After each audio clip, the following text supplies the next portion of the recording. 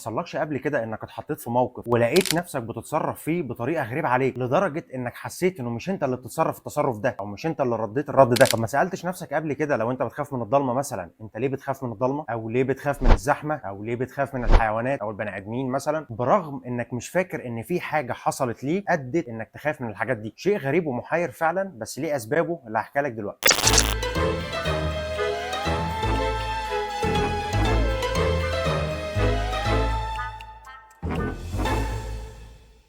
سيجموند فرويد، واللي انا واثق انك سمعت الاسم ده كتير، واللي هو كمان مؤسس علم التحليل النفسي، كان مشغول جدا بالموضوع ده واسس نظريه او موديل بيشرح فيه اسباب الموضوع ده. فرويد بيقول ان اللي بيدفع الانسان لتصرفاته او طريقه تفكيره او الطريقه اللي بيعبر بيها عن المشاعر بتاعته هو اللاوعي بتاعه. طب ايه هو اللاوعي ده اصلا؟ كلمني كلام افهمه كده. هقول لك ان فرويد كانت النظريه بتاعته قايمه على الاعتقاد ان العقل بتاعنا متقسم لثلاث اجزاء. اول جزء وهو اللي بيمثل نسبه لا تتعدى ال 10% وهو الوعي، وتاني جزء وهو الوعي المسبق البري كونشس، وثالث جزء وهو اللاوعي الانكونشس. وفرويد استخدم شكل الهرم الجليدي عشان يشرح النظريه دي وسماها ذا توبوجرافيكال موديل. فرويد قال لك ان قمه الجبل الجليدي دي اللي هي باينه لاي حد بيبص عليه دي بتمثل الوعي في النظريه بتاعتنا النهارده. العقل الواعي ده هو اللي احنا شغالين بيه دلوقتي حالا دلوقتي واحنا قاعدين بنتكلم مع بعض، فهو العمليات والاحاسيس اللي انت بتدركها وبالتالي بتبقى واعي بيها. زي مثلا انك جعان دلوقتي فقررت انك تقوم تاكل، او مثلا لاحظت ان الدنيا مغيمه وابتدت تسقع فرحت طلعت جاكيت شتوي تقيل وشمسيه او ايس كاب عشان الدنيا ما تمطرش عليك وتغرقك. او مثلا وانت قاعد بتشوف الفيديو ده دلوقتي قلت ايه الفيديوهات الجامده دي وقررت انك تعمل سبسكرايب للشانل. فهو ده العقل الواعي، الجزء اللي بيتحكم في عمليات التفكير المنطقي بتاعك. نيجي بقى للجزء الثاني من الجبل الجليدي وهو المنطقه اللي تحت الميه على طول، والجزء اللي في النص ده هو اللي هنمثل بيه البري كونشس الوعي المسبق. ودي المعلومات او الذكريات او الاحداث اللي انت مش بتدركها فورا، او اللي انت مش قاعد تفكر فيها دلوقتي او بتفكر فيها كل شويه، بس تقدر تسترجعها اول ما تيجي حاجه تنكش فيها. طبعا فرويد ما قالش تنكش فيها، ده انا اللي بقول لك عشان تحاول تفهم الموضوع. فرويد قال لك انك تقدر تسترجعها عن طريق حاجه اسمها الاسوسيشن او الارتباط. يعني ببساطه كده لما يحصل حدث مرتبط بالحاجه دي فتبتدي تفتكرها، زي مثلا انك تشم ريحه البرفيوم بتاعت حد كان عزيز عليك ودلوقتي ما بقيتوش مع بعض فتفتكره، او انك تسمع اغنيه مثلا كنت متعود تسمعها وانت طفل فتبتدي ترجع لك ذكريات من الوقت ده وتفتكر اوقات مرتبطه بطفولتك. بص عشان اسهلها لك اكتر، الجزء بتاع الوعي المسبق ده تقدر تشبهه باوضه الانتظار. ذكرياتك ومشاعرك وافكارك قاعده في الاوضه دي مستنيه اي حاجه تيجي تحك جنبها، والنتيجه هتلاقيها طلعت على طول في الوعي بتاعك. نيجي بقى لاهم جزء وهو الجزء بتاع قاعده الجبل الجليدي، وده اللي بيمثل الانكونشس اللاوعي. ودي الذكريات او الاحداث او المشاعر التي يتعذر الوصول اليها، يعني هي موجوده بس انت مش قادر تحط ايدك عليها، مش عارف اصلا ان هي موجوده. طب السؤال هنا، الحاجات دي ازاي وصلت لقاع الجبل الجليدي او ازاي وصلت ان هي تبقى في اللاوعي بتاعك؟ عن طريق حاجه اسمها ريبريشن او القمع، ودي آلية دفاعيه ديفنس ميكانيزم دماغك بتبتدي تودي فيها الاحداث والذكريات والمعلومات الغير مرغوب فيها لعقلك اللاواعي. وعلى فكره ده نعمه من نعم ربنا علينا. يعني تخيل كده انك تبقى قاعد فاكر طول الوقت كل الاحداث السيئه اللي مرت عليك من اول ما اتولدت، زي مثلا انك كنت بتتضرب من البيت وانت صغير، او انك اتحبست في اوضه ضلمه بالغلط، او كلب جه هوهو في وشك وانت لسه طفل صغير بتتعلم المشي. كل دي حاجات كل ما هتحصل لك في سن صغير كل ما مش هتبقى قادر تفتكرها اكتر، بس ده مش معناه ان هي مش هتبقى موجوده. فبالرغم انك مش فاكر ان في كلب جه هوهو في وشك وانت صغير خلاك تعملها على روحك، بس هتكبر هتبقى عدواني ناحيه الكلاب وهتبقى بتخاف منهم. بالرغم انك مش فاكر ان والديك كانوا ممكن يكونوا بيعنفوك وانت صغير او بيضربوك مثلا، بس هتكبر هتلاقي نفسك مضطرب بعلاقتك مع اللي حواليك وحتى علاقتك مع نفسك ونظرتك ليه. ففرويد شايف ان كل الذكريات والمشاعر المكبوته دي طالما ما زالت موجوده اذا فهي اكيد هتاثر عليك في المستقبل. ومن هنا تيجي المزاولات بقى، انت مش عارف انت بتتصرف كده ليه، او ليه فيك الصفه او الطبع ده، او انت ليه بتعمل كده. وده ببساطه لانك مش فاكر الحدث او الاحساس المعين اللي حصل لك وانت صغير وتخزن في عقلك خلاك تتصرف بالشكل ده. وعشان كده العلاج النفسي ده شيء مهم جدا، لان غرض العلاج النفسي ان هو يبص للماضي ويكشف عن الدوافع والذكريات والاحداث اللي انت مريت بيها اللي وصلتك للحاله دي دلوقتي. فهو مش غرضه ان هو يفكرك بحاجات تقدرك، بس لما تفهم الروابط ما بين الماضي والحاضر ده هيخليك تكتسب منظور جديد تشوف بيه وتدرك ايه اللي حصل وايه اللي بيخليك تتصرف بالطريقه دي دلوقتي. وساعتها لما تبتدي تدرك ده باساليب العلاج النفسي الحديثه هتبتدي انك تعالج المواضيع دي. فلو كنت اول مره تسمع عن التوبوجرافيكال موديل او ان اللاوعي بتاعك هو اللي متحكم فيك اكتر من الوعي بتاعك، ممكن تعمل لايك وشير للفيديو وسبسكرايب للشانل عشان تشوف كل الفيديوز الجايه.